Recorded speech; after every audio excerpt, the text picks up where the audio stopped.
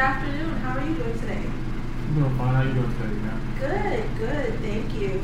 Now, before we get started with our session, I just want to go over this informed consent form with you, and then I'll have you sign it, and then from there, we'll go ahead and talk about what brings you in today, okay? That's fine. Okay, so I'm just going to go ahead and read off what's on the paper, and then I'll pass it to you, and then you can go ahead and sign. Dear friend, I am a student in an interviewing skills at Nova Southeastern University course. One of the requirements of this course is that I practice my counseling skills with volunteers. I appreciate your willingness to work with me on my class assignment. You may wish to talk about real concerns that you may have, or you may prefer to role play a problem or an issue that doesn't necessarily relate to you. However, please let me know which of these two possibilities that you choose. Here are some important dimensions of our work together. The first would be confidentiality, and the second would be our audio and videotaping that will be taking place during the session. As a student, I cannot offer any form of legal confidentiality. You may rest assured, however, that what you tell me in real or role-played situations will remain confidential and will remain with me, except for the following important exceptions, which must be reported as required by state law. A serious issue of harm to yourself or indications of abuse or neglect to children. Other special conditions as required by our state law may also be reported. An important part of our interviewing training is to make a recording and listen to my own work. This may be shared with my supervisor or students in my class. You'll find that the recording doesn't affect our practice session as long as you and I are comfortable. If you wish, I can turn off the recorder at any time. Recordings or written transcripts from the recording will be destroyed at the end of the course unless I have additional written permission from you. Boundaries of competence. As I am beginning as an interviewer, I obviously cannot do counseling and therapy. This is a practice session so that I can learn more about the interview process. In fact, I'd appreciate feedback from you at the end of our session. Okay? Okay. All right, so just go ahead and sign here.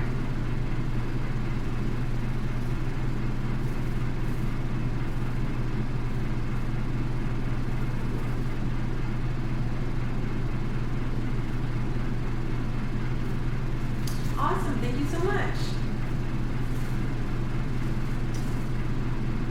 Okay, so what brings you in today?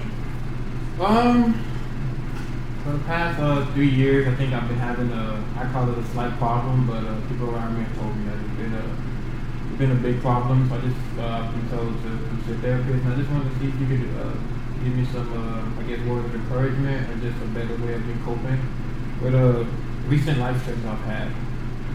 Okay, so now you said others have seen your behavior as a problem recently. Could you tell me more about that behavior? It'd be more of just drinking. I would say is a big factor, which leads to other stuff that might happen on a day-to-day, at home or at work. Okay, so could you elaborate on the other stuff that your drinking affects? I would say drinking at work. I tend to find myself wanting to go drink to make the day go by faster, or for me to be able to cope with the day. At home, I feel like me drinking, I get home and I want to take just a drink, and I find myself about 3 or 4 drinks in, it starts off as a relaxer, and then it becomes more of just borderline obsessive, and it affects me just the way I'm at home, not being active, I'm not physically or emotionally there for my family. I'm just more of just drunk till I go to sleep and just continue day by day that way. Okay, so in a way you're using alcohol to get you through your days at work and use it at home as well, kind of just to pass time by. I would say yes, I would say that's correct. I feel like at home I probably do it just because I wasn't able to do it at work as much as I wanted to, or at all. So I just do it at home. Okay. And now, has your family expressed any concerns with your drinking habits? Yes, they have. My kids have they've expressed that why am I always, well, they won't call it drunk because they don't really know that, but they always say, why am I not the same? Why am I not talking to them? Why do I seem like I'm always asleep? You know, why am I not coming to the games and picking them up like how I used to do in the past? Okay, so your drinking habits is kind of affecting your relationship with your kids and making you more distant. It Does is. that sound right? I believe it is. Okay. So at this point, have you tried any ways to limit your drinking? Like I said in the past, it's been something that's been going on for like over a year now. So I get to a point where I kind of stop, but it's very temporary. You know, obviously when my kids talk to me and my spouse, I feel a sense of I need to do better. I tell myself I will do better, and I just stop. But realistically, I don't think that's helped a lot because I always tend to go back eventually, and I find myself going back harder, making up for like the times I missed. Okay, so do you feel that there has been life events that kind of brought you back to drinking during those times when you stopped? I don't know if I can really say there's been life events. Luckily, work has been going very successful, so I don't know if I can really say maybe work has caused me because there's more expectations. But I really don't know what I can really say. You know, my kids have always been in my life. Nothing has really changed much. The only thing I could say possibly changed was just, a promotion at work. And I guess, being relied on more maybe. I think maybe that might have, but like I said, I don't really know if that's really the cause of it. Okay, so do you think there's a correlation between picking up more responsibilities at work and wanting to go back to drinking? I personally don't think so. I think it's just more of just me wanting to just, relax when I get home and just not knowing when to stop. So how many drinks do you usually have when you? A regular day, probably like 2 drinks, but a day I would want to be 1 to 2 drinks. Realistically, what happens is I end up drinking about 5 or 6. And have you tried to maybe just cut back a little bit during those times when you're drinking, or? Yeah, but while I'm in the act, I don't see it being a big deal because I'm still conscious and I'm just drinking throughout my stay at home. Gotcha. I understand how that might be frustrating, trying to live up to expectations you have for yourself and also the expectations that your family has for you. Okay, now you said earlier that you want to stop drinking or you want to drink less for your family and for your kids because it's affecting them, but do you want to stop drinking for yourself? I do. I feel like I said, drinking before I used to be pretty active once I get back from work. Now I'm not active because I'm drinking. Yeah. And once I'm drinking, I'm kind of too tired or not in the right mind space to do anything. So yes, the ultimate goal is to stop drinking for myself, which will happen to affect a lot of people around me in a positive way. But if I don't stop drinking, I continue at this, I will eventually harm myself and most likely push the people around me away. Yeah. So on one hand, you want to stop drinking because you feel like your habits are affecting your family, but on the other hand, you enjoy drinking, so it's hard to quit. It is. Like I said, I've been drinking. It's been progressively increasing, just due to different factors. But like you did say, yes, short term I have tried to stop. I was able to stop successfully for like 1-2 months, but I think now I need to move to the point where I can do it long term. Just because 1-2 months is good, but then when I go back month 3, 4, and 5, I'm drinking just as much as I was before, and sometimes even more. My kids getting older and trying to be there for them. It's kind of hard to do that if I'm under the influence all the time, or I just can't have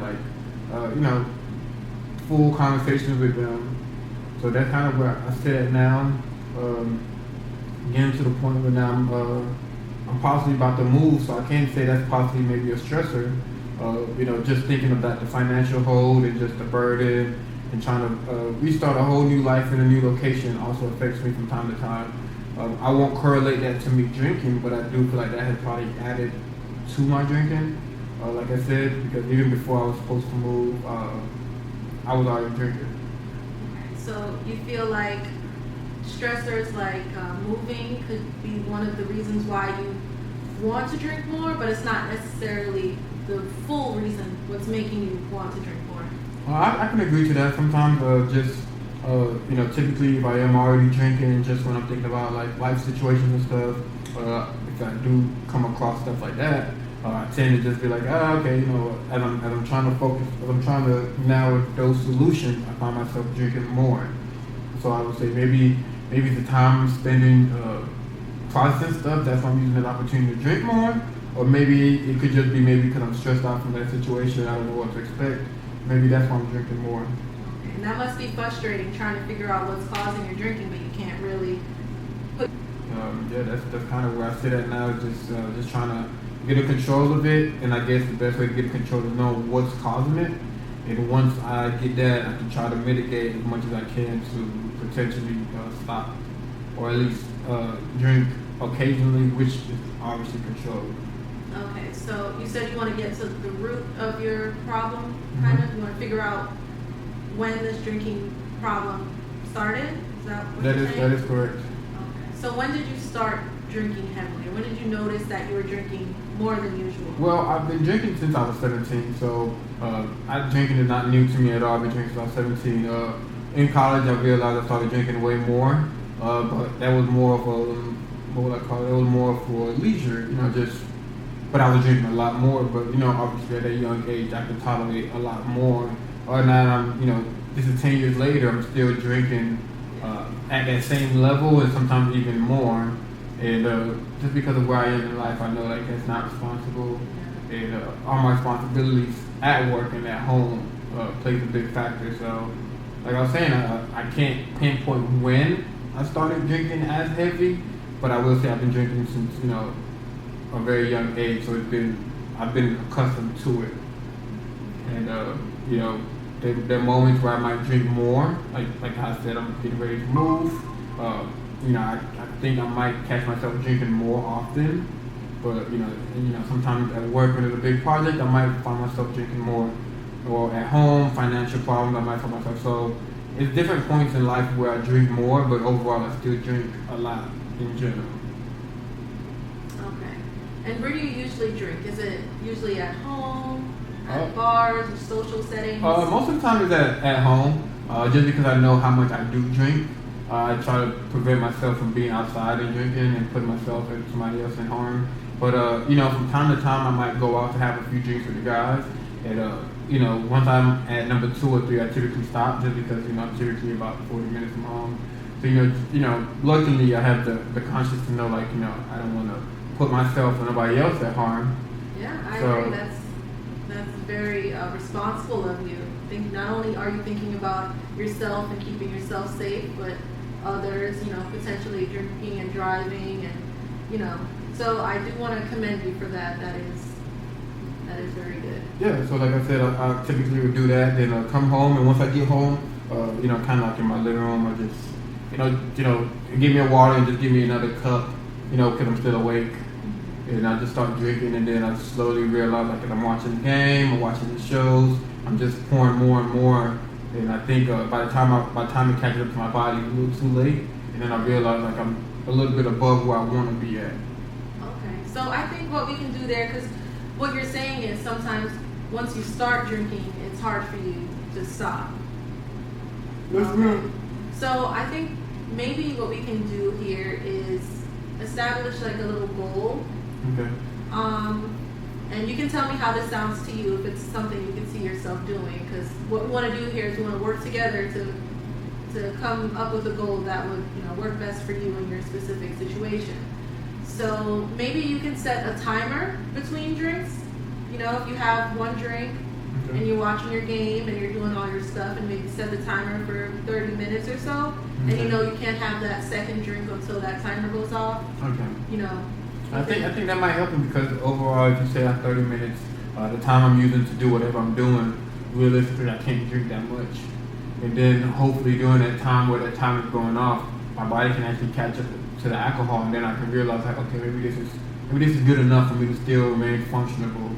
So I do think maybe that could help I do know starting that off probably be hard just because I've never done that before. So I have to, have an intent to actually do that. And obviously, it's gonna take a lot of self-discipline for every 30 minutes or whatever time I deem responsible for me to, keep myself in line. And overall, hopefully that helps me with the number of drinks I take, which then can help me control how much I do want to actually drink. Yeah, and you did say that you started drinking from a very young age, and it's something you've been doing for a long time. So going into setting these goals, we want to make little goals first that you feel is attainable, and then we can kind of go from there. But with that being said, I don't want you to feel like every goal has to be carried out. It's okay to make mistakes. Just make sure when you do make those mistakes that you're holding yourself accountable. Okay. Okay. Can do that. So, like you said, I'll definitely try to hold myself accountable and get to that. Like, as of right now, like I said, I drink about 7 to 10 glasses a night. But I guess with the 30 minutes, I think my goal now would just be more pushing down to like maybe 4 or 5. I think at 4 or 5, I should still be conscious enough to be able to, move day to day better than what I've been doing before. Yes. And then hopefully, after doing that over some time, my body can adjust, see what's actually causing this, and see if it's just more of me having a recreational drink, or this is because of certain stuff I think about at certain times that causes me to drink more. Yeah, I could see that being an issue, especially if if you're sitting down and you're kind of ruminating on a lot of thoughts that starts to stress you out. It might be easier just to reach for a drink.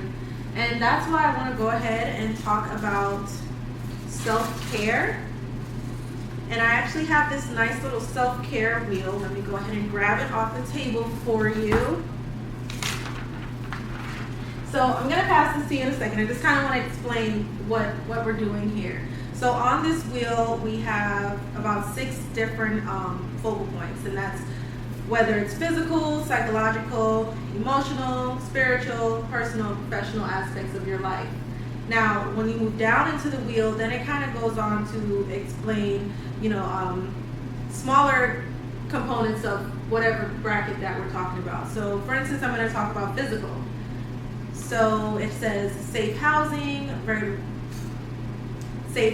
regular medical care, eating healthy, exercise, and pretty much what I want you to do is go through this wheel, and I want you can just make a mental note of the things that you feel that you are meeting in your life and the things that you feel like you need to improve on. So just take a moment to look over that.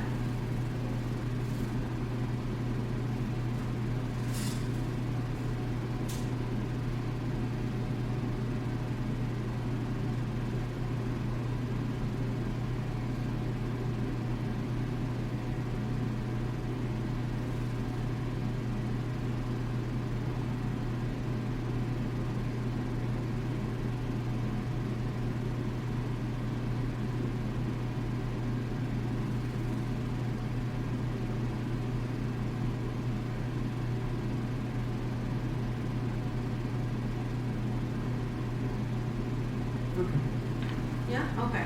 So what areas do you feel that you're comfortable with in your life? Or you feel you don't have to make any necessary changes? I would say maybe a spiritual and a professional. The 2 heavy ones that I don't think I have to make as many changes. Can you tell me more about that? I would say the spiritual. I don't think my alcohol, at least to my knowledge, has affected me spiritually. Like I said, it's, I still have the belief, and I don't see how the alcohol has at least affected that. At least off what I'm looking at, that everything kind of still seems professional. Like I said, even though I do want to drink a lot, I think I have a good understanding of knowing, like, I'm in a work setting, and just in my position of I can't do it. So I think, at least as of right now, those 2 are being held very high in the catalog according to this wheel. Also, the professional, just like I kind of tell myself if I do want to drink, like, just wait till you get home. Yeah. And I think that's a big part of the build up. So when I do get home, I actually drink. But to answer your question, I think spiritual and professional will probably be the two that haven't been affected due to my alcohol right now. Okay, and as far as the areas that you feel that you could make some improvements, what areas do you feel that you can improve on? I think the biggest two would be personal and probably physical. Personal just being like I told you, kind of alcohol affects my personal life the most. Mostly the alcohol comes into play when I'm at home. So I think home would be called personal, just being there for my kids, being there for my spouse, physically, emotionally, just being a support system. I failed at that very often and unfortunately for too long. So I think alcohol has definitely taken a big toll on my personal life. When it comes to physical, like I told you, when I get home, I used to be very active. Now I just get home, I lay down, I kind of sit up and just watch TV, just drink. So that affects me. I feel like on the long run, it's gonna make my physical being just a physical. My physical itself just be, at a maybe all-time low. Like I feel right now maybe I'm at an all-time low, just not being physically active or physically challenged at all. Okay, so correct me if I'm wrong, but you're saying your drinking habits has affected your family because a lot of times when you're drinking in your home, you're not really present, and it's affected you physically because when you're drinking, you don't feel like doing much of anything. It kind of just makes you stagnant almost. No, that's 100% correct. Okay. So right now, we know that we have the 3 areas that you feel like you want to improve on.